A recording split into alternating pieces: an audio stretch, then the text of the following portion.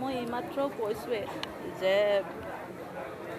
এইটো পৰিস্থিতি আজি আমি যোনটো সন্মুখীন হৈছোঁ, এই পৰিস্থিতিৰ কাৰণে যিকেইজন কালপ্ৰিট দায়ী তেওঁলোকৰ কাৰণে সৰ্বোচ্চ মেক্সিমাম পচিবল পানিছমেণ্টটো হওক, আমি সেইটোৱে বিচাৰিছোঁ, সেইটোৱে প্ৰাৰ্থনা কৰিছোঁ আৰু ন্যায়ালয়ৰ ওপৰত আস্থা ৰাখিছোঁ সেই হিচাপে যাতে মেক্সিমাম পচিবল পানিছমেণ্টটো পায় ভগৱানৰ ওচৰত প্ৰাৰ্থনা কৰিছোঁ।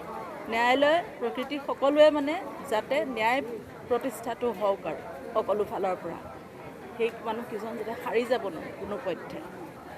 তেওঁ জলপান ভাগ বিহুৰ বৰ তৃপ্তিৰে খাইছিলে, সেইকাৰণে আমি জলপান ভাগ তেওঁ ভালপোৱা বস্তুখিনিৰে সৈতে আগবঢ়াইছোঁ তেওঁলৈ।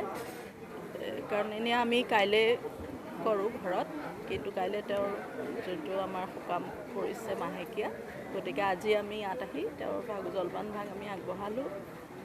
য'তে আছে ভালে থাকক।